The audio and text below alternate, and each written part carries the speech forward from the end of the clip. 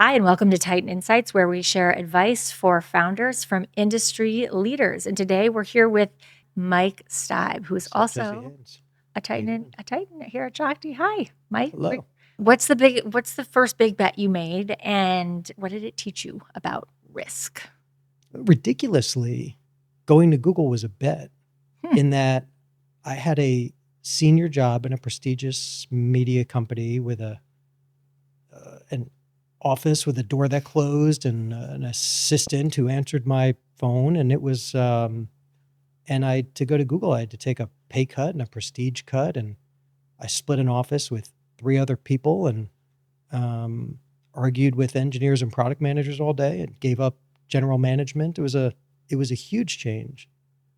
So I guess technically that was a bet. And to get, what we worked on at Google, it wasn't AdWords. We didn't, just get to collect cash on the magical business model. It was trying to build new products to enter new industries like television. At the same time, you go to a company that's printing, I think at the time, $30 million of free cash flow a day. It's not the world's biggest risk. It's not the biggest risk you'll take. But it was a bet, and it's a bet I'm glad I made. And then leaving Google was probably a bigger bet because, when you're there, everything's beautiful and nothing hurts. Yep. But I wanted to run businesses, and I wanted my work to have a big impact. And as I've joked before, for all what I think was good work that I did at Google, I left and the stock didn't go down at all. So I think they did fine without me.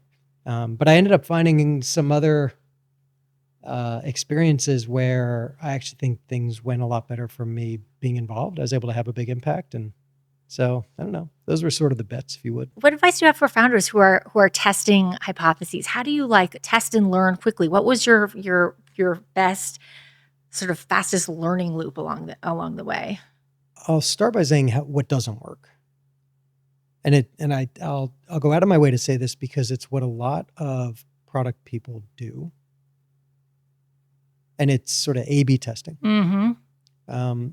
A/B testing is a great way, and all of the various other ways that you can test, painted door tests and A/B tests and multivariate tests.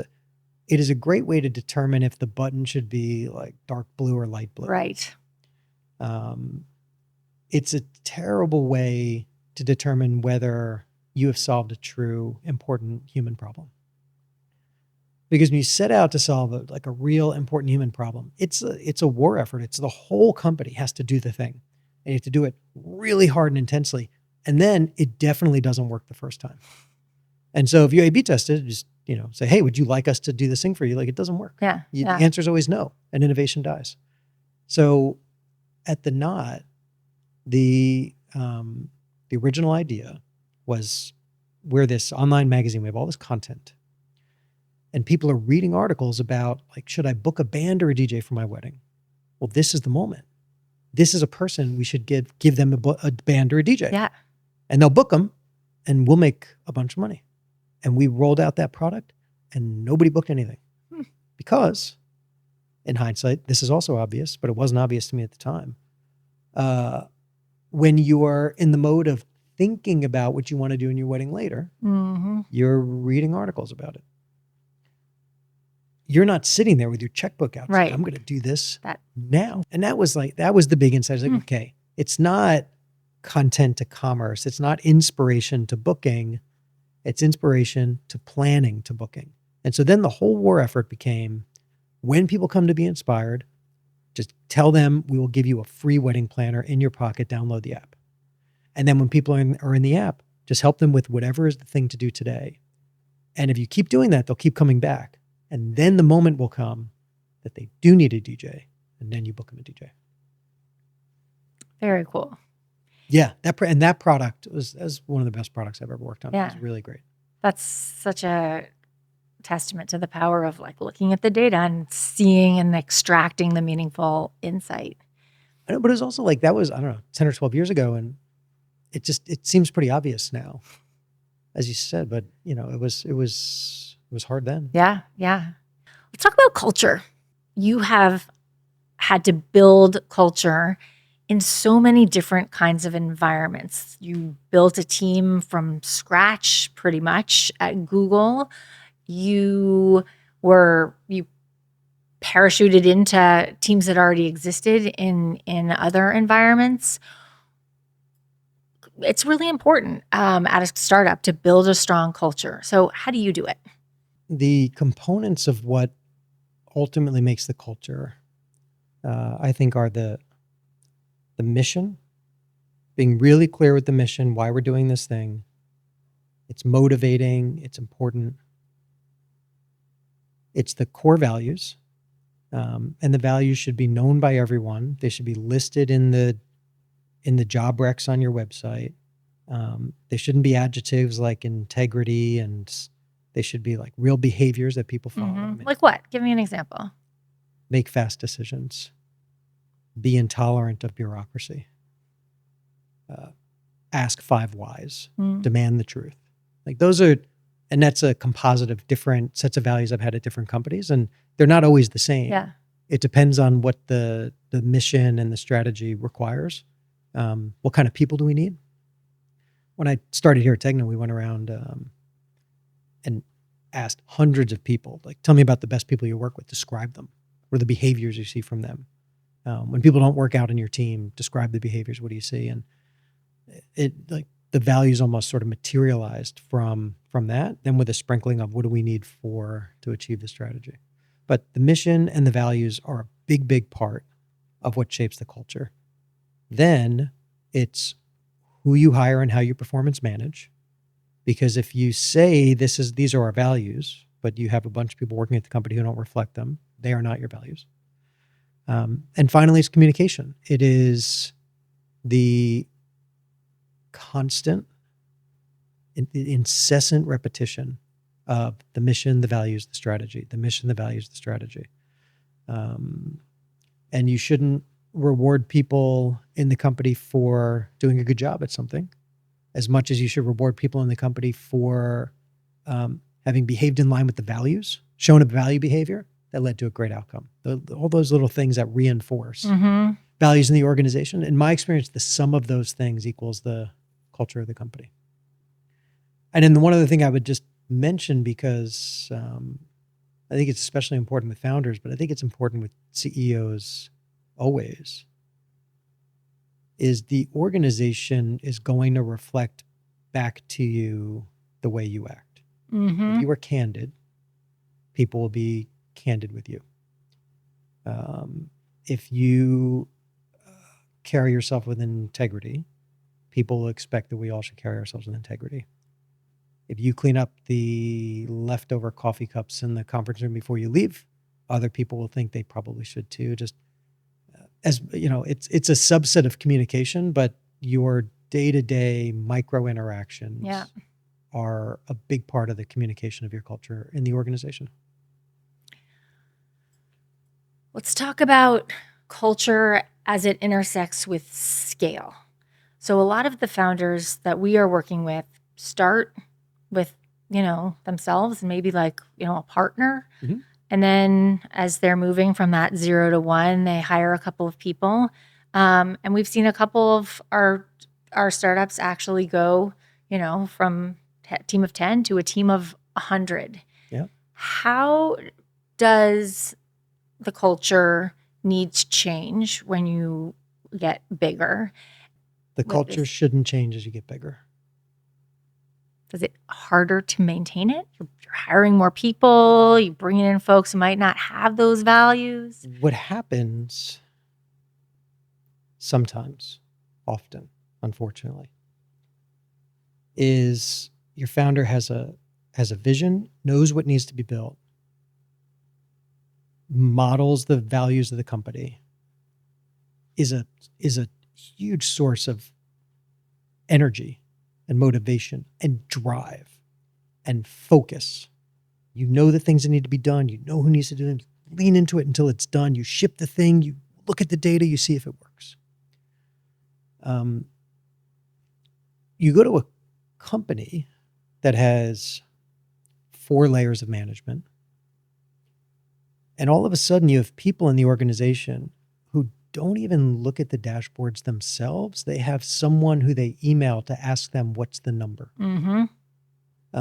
You have people whose understanding of the needs of the consumer are based on meetings they've had with managers. And it's all lost. And so as early stage companies scale, what founders can do is be very skeptical of professional managers.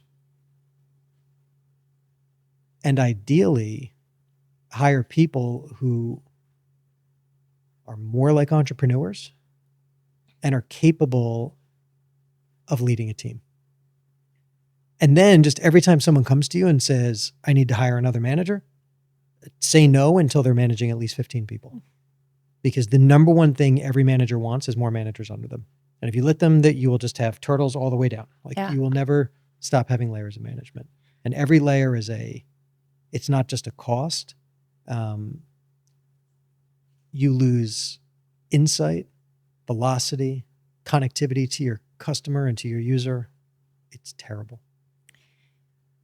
So following up on that a bit, best case scenario though, the founder, the leader who's been in the muck, doing the doing, at some point, if they're successful, they do have to lead others who are doing. So let's talk a little bit about how you make that transition to leading a bigger team without losing that, entrepreneurial spark and that, contact with what's really happening at the ground level. You stay very close to the work, which is to say you don't, if you're a technical founder and you've coded us all the way here and you now hire an engineering team, stay in the code. And if you're a sales-oriented founder, you're the one who's been out there winning every customer account, keep being in front of the customers with your team. I think the most helpful thing I could convey to Shakti's founders is the important thing not to do, which is not to let a professional class of bureaucrats come in and turn your dream into a company. Mm. A company with endless HR practices and virtual trainings that you get 12 email reminders about and signs in the bathroom that tell people how many seconds to wash their hands. You go to big companies, I'm not kidding you guys, there are signs in the bathroom that tell people that you should wash your hands for at least 20 seconds. What happened that all of a sudden we started hiring people who didn't know how to wash their hands? If your team has 100 employees, don't have an HR department. You don't need one. You know the 100 people. Do not do sophisticated performance management that some former Facebook exec told you is a great way to stack rank your employees. You know the people. You know who's good. You know who should get a raise. Your board will tell you it's time to hire professional managers, and the managers will come in.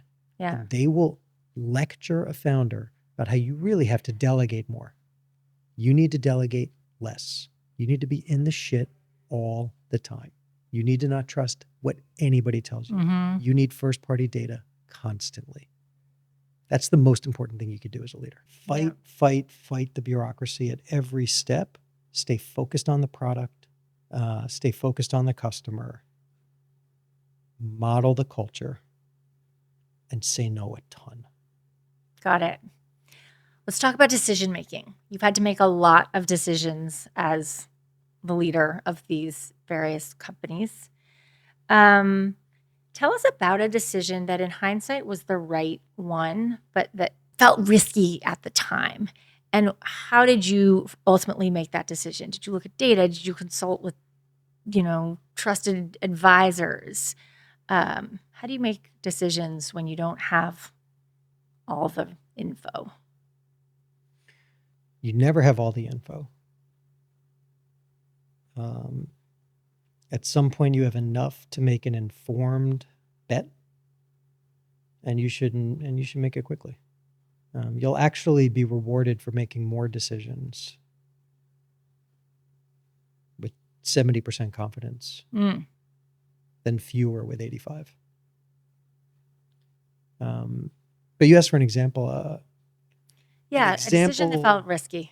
How you pushed through it and actually made it. anytime you performance manage someone, especially a senior person, especially when you don't have a replacement standing by, it feels risky. But it's the right decision every time. It's the right decision always to give very direct coaching. Mm-hmm. It's the right decision to reorganize the team in the right way, even if you know someone's going to be upset about it. Mm-hmm. And when someone is not responding to your coaching, it is the right decision to move on from that person quickly. Yeah. Quickly. And I think it's the hardest thing to do as a leader. Most CEOs and most founders I know have nightmares, literally have nightmares about it before and after. But it's like, it's your job. Yeah. The team is counting on you. You got a team full of A players that you've put together. And if you have someone who, for whatever reason, is misfit with that team, and it's not that the person's bad. It's just, this wasn't the right environment. Yeah. Ultimately, the next thing will be better for them because they will be a fit for it. And your team will be better for it immediately. And you don't have to be clever about it. You don't have to wait until you've lined up a replacement.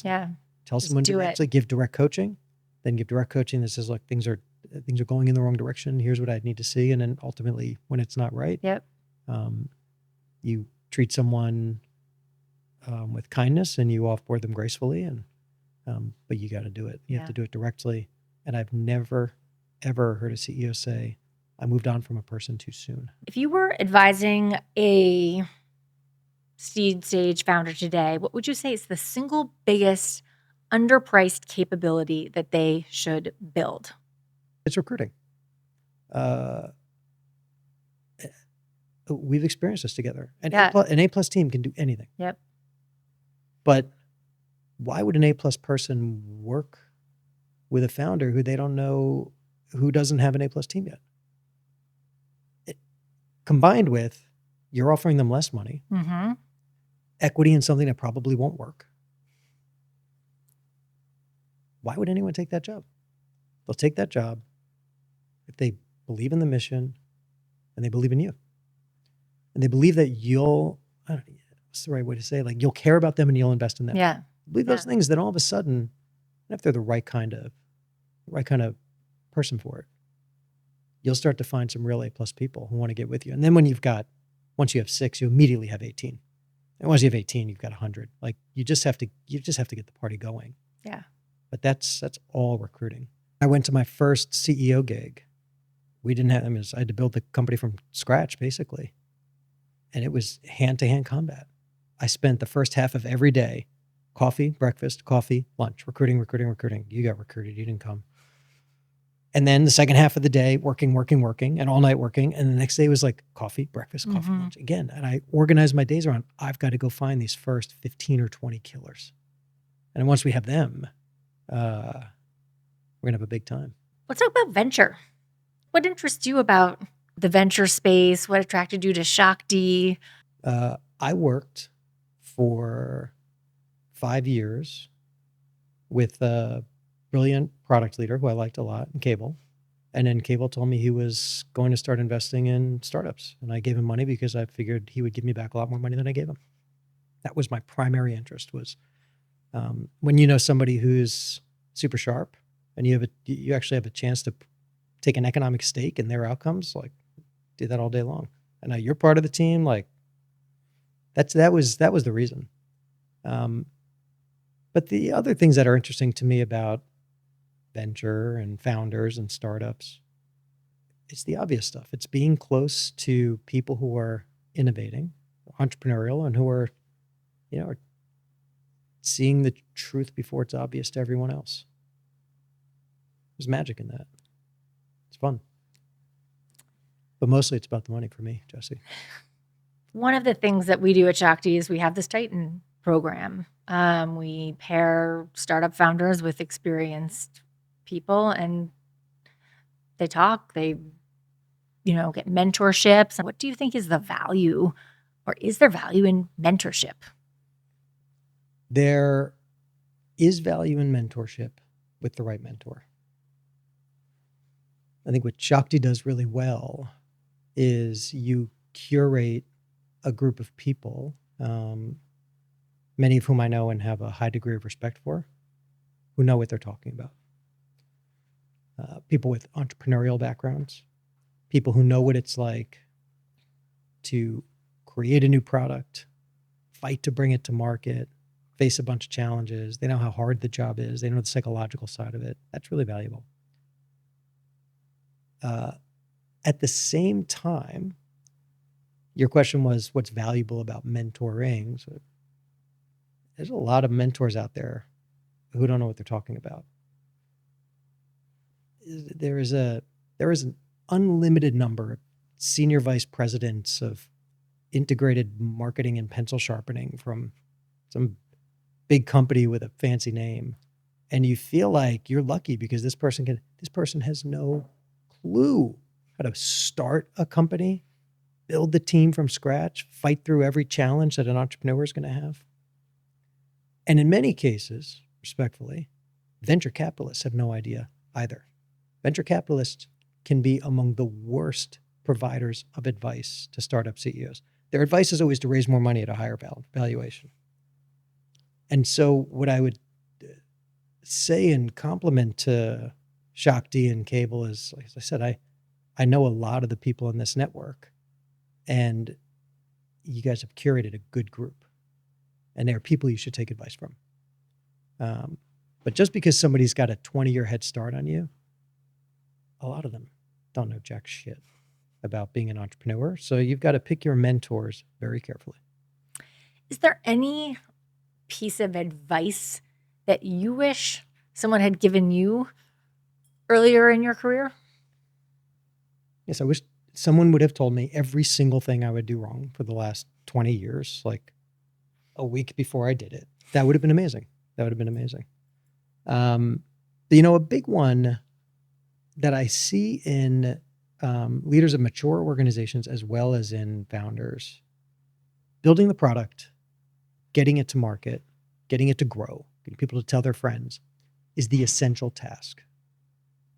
And this is a little bit thematic in our conversation, but there's a bunch of infrastructure that grows around that. And an example that is not helpful. An example that comes to mind is board meetings. I have seen founders spend an inordinate amount of time preparing for their board meeting. I've seen early stage teams really want to look good for their board meeting. It doesn't help you build a better product or get to market at all if you allow your board meeting to be a show. Mm-hmm. And in my first CEO experience, I was guilty of wanting to go to the board and show them that we were doing everything right. And when they press you on something you might not be doing right, you get very defensive. Yeah. And what I've matured into is going to the board and saying, here are the priorities. Here's all the work in progress. Here's what's working. Here's what isn't. Of what's not working, I think this will make it work. Or I don't know. Mm-hmm. Leave lots of room for advice and discussions. Let people say, maybe you should do X, Y, Z, and not feel like you have to fight it off because you may be expected to go do that. And it may not be the right thing. Right. If you can, instead of thinking of your board meeting as this, I don't know, theatrical production that is evolved out of your startup, and instead as an opportunity to sit down with some smart people. And a lot of VCs make up these boards, and a lot of VCs aren't great operators, but they're still very smart people.